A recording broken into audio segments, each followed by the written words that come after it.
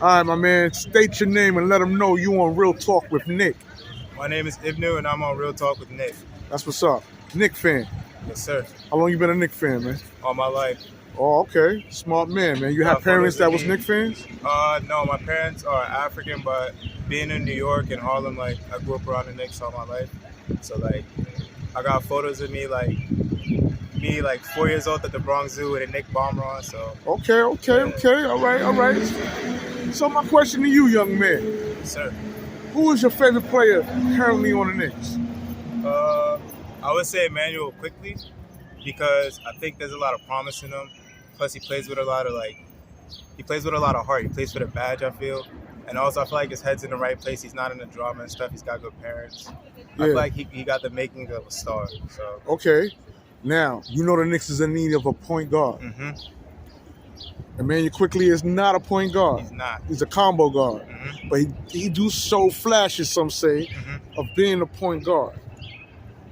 Do you see that? Do you see him making that transition into a point guard? I mean, like, obviously we've seen flashes of it. He can throw an alley-oop pretty well with teammates. He's got chemistry, especially him and Obi.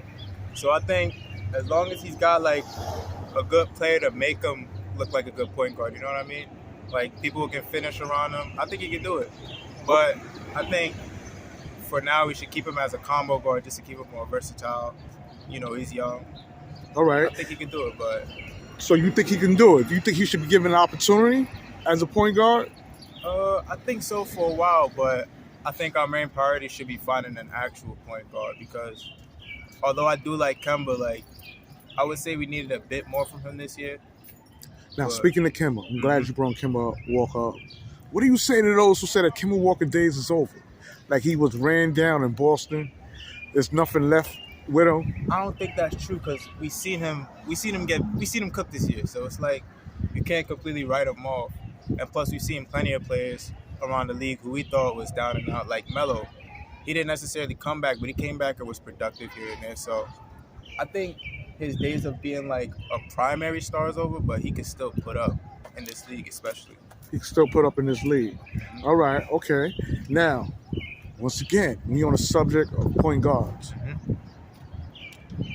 Who would you like to see from other teams when we speak of point guard players? Like Damian Lillard, we got Donovan Mitchell. That's what I was thinking just now in my head. I think I've been a fan of him since he entered the league. I think he's like if Dwayne Wade became a point guard to me. He's just like, I don't know, he's just like a dog to me. So I like Lillard, but he like, I don't know. I don't know. Someone said, in terms of speaking about Damian Lillard, let's go Knicks, that we wouldn't sign him because he's too much like Carmelo Anthony. I'm already in one. He's too much like Carmelo Anthony. In which ways? Like isolating the ball. Yeah, that's what I was gonna say. He's like too offense oriented, especially with a coach like Thibodeau, who's like, so he harpens on defense. So it's like he would like a player that's good on two ways of the ball, and I think Donovan Mitchell's athleticism can give him that. So I would like Mitchell better. But do you think Donovan Mitchell would fit in with Coach Thibs' defensive system? If you don't play D, you don't play. That's true. Look what he did with Frank Ntilikina and Kevin Knox. I think he got the athleticism too, if he wants to apply himself. But that's at the end of the day, you got to apply yourself. And I think Coach Thibs is like, he's good at making young players like work for things. We've seen like all of our young players look hungry. None of them look unmotivated. So I think as long as he puts a fire in a player, they can do it. They can do it. So as far as the coaching, you pleased with Tom Thibodeau coaching? I'm pleased because I feel like in a way it's like the most structured coach we've had in a while. I feel like he like brings a maturity to the team in a way, sort of, that other coaches didn't. Like every other coach he sort of like brought in, I felt like they were like, the Knicks was sort of like an experiment with them. But I feel like Coach Thibs actually wants to like, he wants to be known he wants to be loved by the city. I feel like he wants to actually build something because I think he has a lot of pride as a coach, being what he's accomplished, and being a respected figure. What do you say to those who say that Tom Thibodeau is not good with the youth? He don't develop youth players. They could say that, but he has the youngest MVP under his belt, does he not? Derrick Rose. they say he's not good with youngsters, but he has the youngest MVP. He had the youngest MVP at the time. So, and plus we've seen the spark that, like, our bench has been really good. Has been a really big factor past couple of seasons, and our bench is mainly like young players. So you can't really say he's not good with young players and all that. I think he just needs to adjust. Okay. Very Now, old school coach, but speaking of the power forward position, right? You got Julius Randle, yep. and you got my man Obi. Some say get Julius Randle out of here. His head ain't in the game as far as being a Knickerbocker this season. Do you agree with that? I feel like it's hard to judge because, like, I feel like these days sports are very, like, reactionary. Someone could have a 30-point game, like 5 games in a row, but as soon as they have that, like, terrible game, they only score like 9. Everybody's like, oh, he can't do this and that. So what are you saying? Julius Randle getting the short end of the stick? I feel like he did for a while, but, like, he had chances to prove himself, otherwise, and he didn't. So it's like I'm really split on it. I really can't make a decision because I was a big fan of him, but his attitude, like, sort of changed. Like, you know what I mean? He can't make himself out of an enemy in, like, a city like this. Right. You can't do it. Like, you can't fight against the Knicks crowd. You got to use them to your advantage. Okay. And when we speak of Obi, man. Promising. I like him. Now, what you like about Obi's game? I like his energy and athleticism, and I feel like he, like, meshes well. He, like, I don't know, like, whenever he comes in, he doesn't feel sort of, like, out of place, you know what I mean? I feel like he's got good chemistry, especially with Quickly, and them two being young. That's good to see early on because as they develop, as they play more, they get more players around them, find new skills. I feel like they could, take that to the next level. Some say that Obi Toppins remind them of a young Amari Stoudemire. Would you agree with that? I agree, and the difference is Amari Stoudemire, his head wasn't quite right, I would say. Like, remember that incident? He, like, punched the fire hydrant, broke his hand in the playoff game, like, yeah, stuff like that. I don't think we would get that out of Obi, but we could definitely get the play style out of Obi from me. And I think he's also from New York as well, isn't he? Yeah, he's from Brooklyn. So I like hometown. I feel like he'll be loyal and actually play for the badge rather than just a check or just to get his name out there. Okay. Moving right along, Cam Reddish. Are you a fan of Cam Reddish? I think he's got skills. He's displayed it, like, early on. He was obviously, like, a highly sought person during college, and that's not for bad reason. Like, people don't just get scouted for no reason in college. I think we got to give him time. Of course, let him mesh in the system, and we'll see how it goes. But for now, I think he's got potential. You got potential, like him.